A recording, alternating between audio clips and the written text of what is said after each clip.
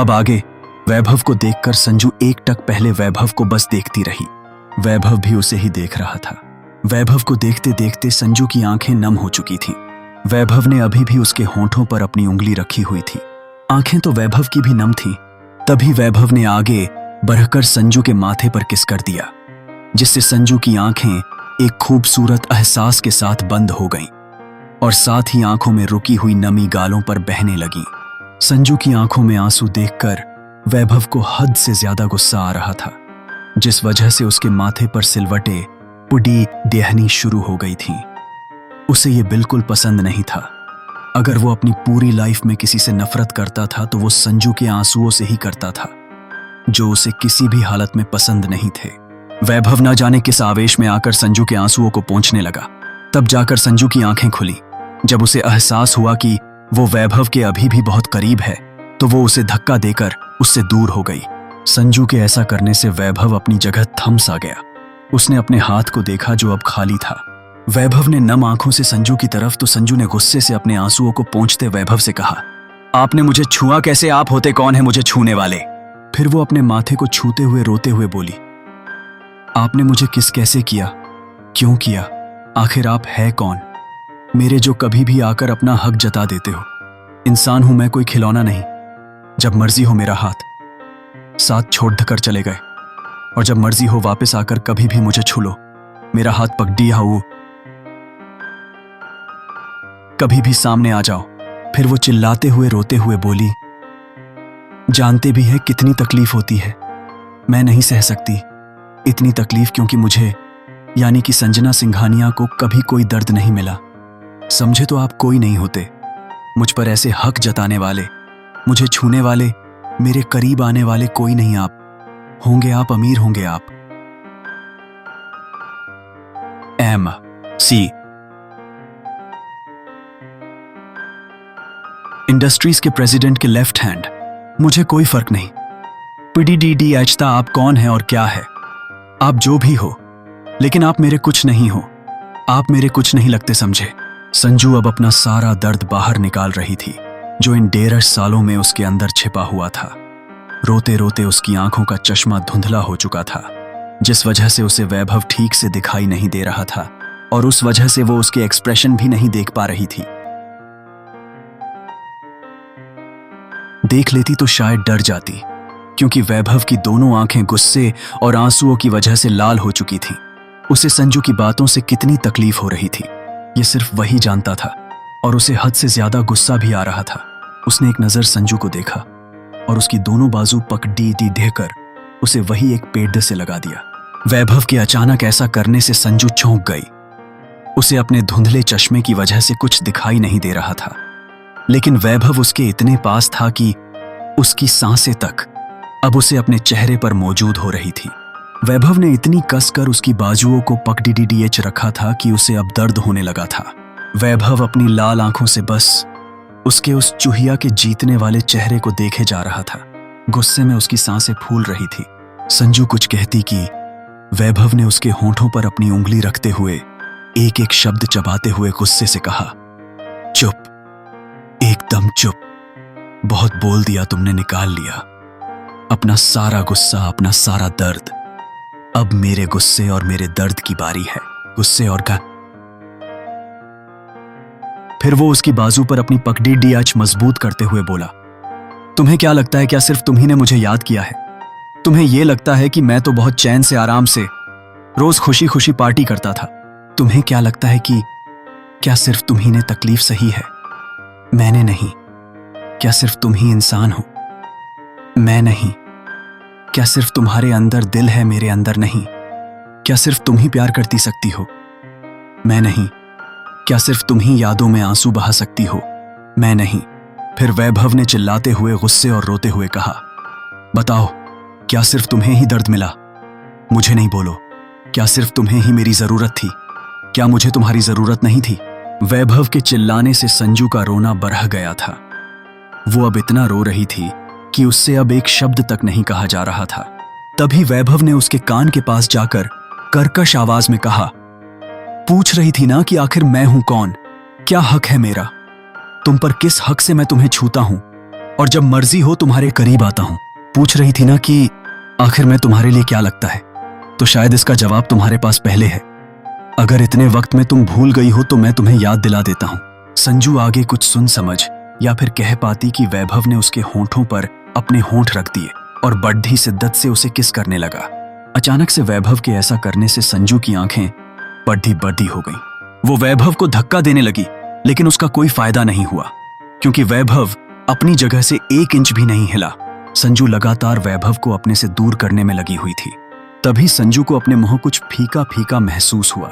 संजू तुरंत समझ गई कि उस किस में वैभव के आंसू घुल चुके थे, मतलब वैभव रो रहा था। ये महसूस करके संजू ने वैभव को अपने से दूर करने की कोशिश छोड़ दी और खुद को ढीला छोड़ दिया।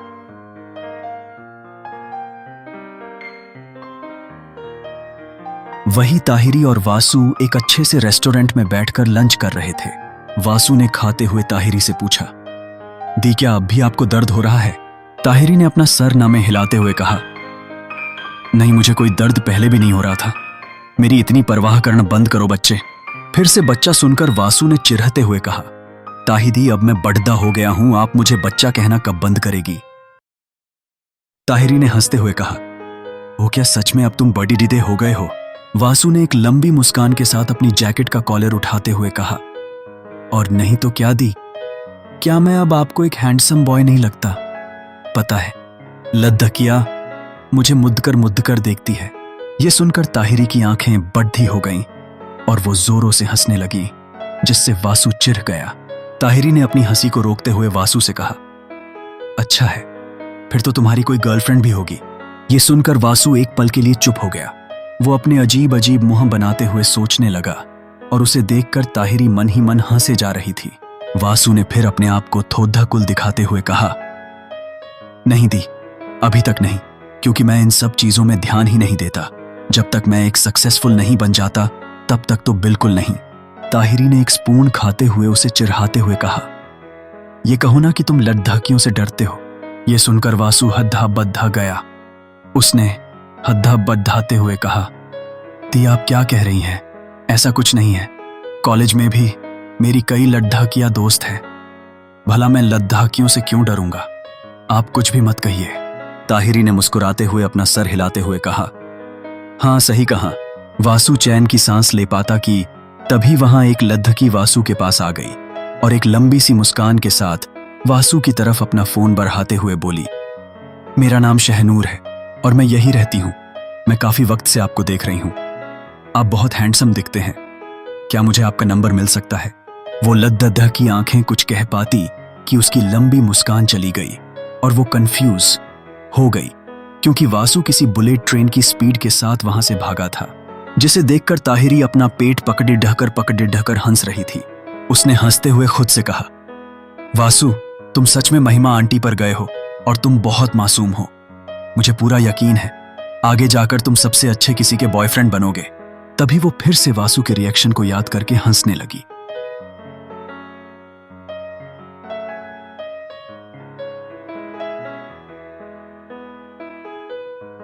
दूसरी तरफ एक जगह पर युवराज मौजूद था और उसके आसपास उनके बॉडीगार्ड्स मौजूद थे। युवराज उन सब पर चिल्लाए जा रहा था। उसने गुस्से से अभी जो महिका के 5 गार्ड्स में से एक था उससे कहा,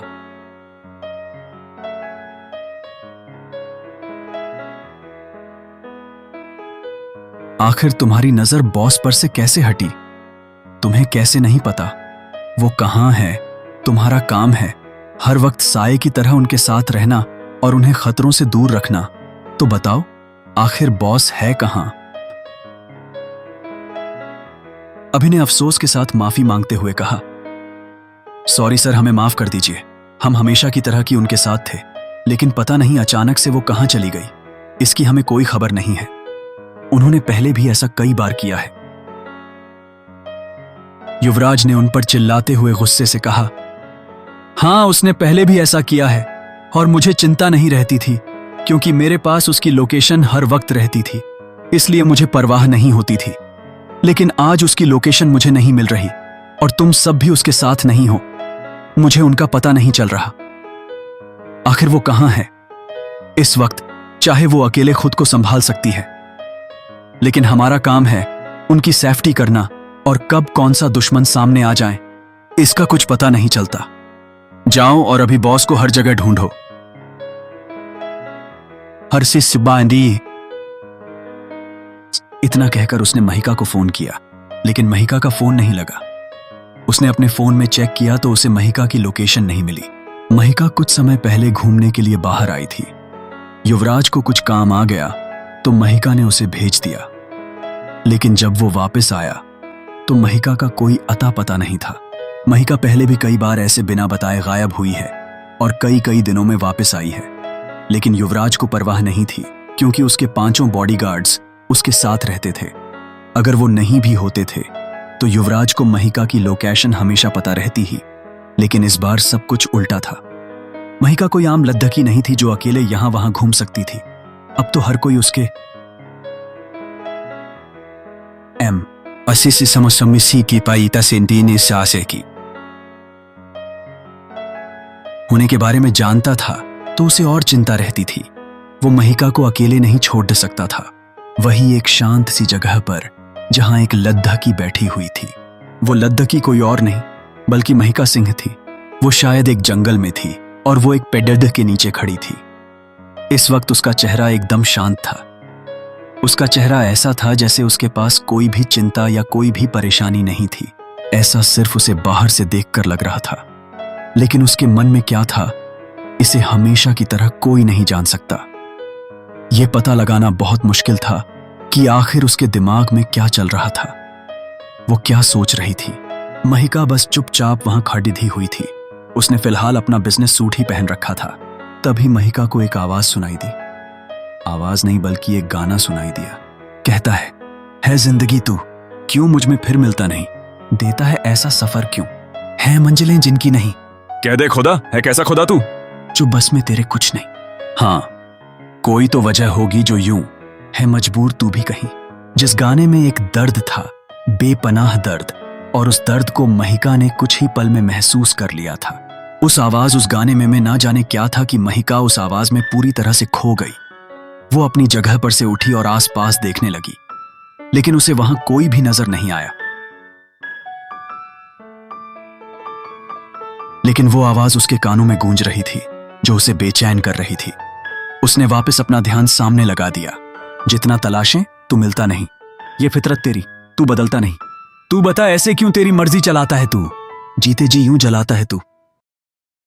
ये आवाज और इसमें मौजूद दर्द बार बार महिका को अपनी तरफ खींच रहा था और इससे महिका की बेचैनी बढ़ती जा रही थी, जो अब उसकी आंखों में, उसके चेहरे में साफ साफ नजर आ रही थी। जब आखिर में वो इसे सह नहीं पाई तो वो इस आवाज का पीछा करने लगी। इश्क में जीने ना दे तू और मरने भी देता नहीं, कहता है हमसफर तू, फिर साथ क्यों देता नहीं। वो इस आवाज की तरफ बढ़ती जा रही थी। वो सिर्फ उस आवाज का पीछा नहीं कर रही थी बल्कि उसमें मौजूद उसके दर्द का पीछा कर रही थी। वो उस गाने का पीछा करते करते आखिर में वो एक जगह पर पहुंची जहां उसे बहुत सारे आर्मी ऑफिसर्स नजर आए। उसे इतना पता चला था कि उन्हीं के बीच कोई ये गाना गा रहा था जिसकी आवाज वहां गूंज रही थी, और उसी की आवाज सुनकर वो उसका पीछा करते करते यहां तक आ गई थी। लेकिन उसे वो शख्स नजर नहीं आ रहा था, बस आवाज ही थी जो उसे सुनाई दे रही थी। वहां कई सारे लोग थे, यानी कि वहां भिद्ध थी। ये देखकर महिका ने एक गहरी सांस ली और मुद्दा कर वापस जाने लगी कि आगे के लफ्ज सुनकर उसके कदम बीच में ही रुक गए। क्या है खफा या है बेवफा तू, जो सुनता मेरी कुछ नहीं। हाँ, कोई तो वजह होगी जो यूं है मजबूर तू भी कहीं। वो आवाज महिका के कदमों को आगे बढ़ने से रोक रहे थे और महिका की बेचैनी भी बढ़ती जा रही थी। उसके माथे पर सिलवटें पड़नी शुरू हो गई थी, क्योंकि वो समझ गई थी कि जब तक वो इस आवाज वाले शख्स को देख ना ले तब तक उसकी बेचैनी कम नहीं होगी। ये सोचकर वो वापस उसी शख्स की तरफ मुड़ गई और उनकी तरफ बढ़ने लगी। वो उन सब के बीच से निकलकर बस उस शख्स के पास पहुंचना चाहती थी जिसकी ये आवाज थी, और आखिर में उसे उस शख्स का चेहरा भी नजर आने लगा। वो अपनी दोनों आंखें बंद करके गाने में खोया हुआ था और बाकी सब बहुत ध्यान से उसके गाने में खोए हुए थे। कह दे खुदा, है कैसा खुदा तू, जो बस में तेरे कुछ नहीं। हाँ, कोई तो वजह होगी जो यूं है मजबूर तू भी कहीं। सुकून, दर्द, तकलीफ सब था उसमें। वही एक और ऐसा शख्स था जो उस शख्स को गाना गाते हुए देख रहा था। तभी उसकी नजर वहीं पास आती, महिका पर पिडिडिडी। महिका को देखकर वो शख्स हैरान हो गया। उसने एक नजर महिका को देखकर उस गाना गाते हुए शख्स को देखा। वो कभी महिका को देखता तो कभी उस शख्स को देखता। उस शख्स को देखते देखते महिका एकदम उसके सामने जाकर खड्डिए ही और गई थी और बस बिना अपनी पलकें झपकाए एकटक उसे देखने लगी। उसे देखते देखते महिका की आंखों से आंसू की बूंदें तक निकल गई, जिसका उसे खुद अंदाजा तक नहीं था। तभी उस शख्स का गाना भी खत्म हो गया। उसने अपनी आंखें खोली तो उसकी आंखें सीधा उन खूबसूरत सिल्वर कलर की आंखों से जा मिली, जिससे नजर मिलने का शायद उसने सोचा भी ना था। उस शख्स की आंखें सीधा महिका की आंखों में झांक रही थीं और महिका भी चुपचाप बस एकटक उसे देखे जा रही थी। आगे के एपिसोड्स के लिए लाइक, शेयर एंड सब्सक्राइब जरूर करें।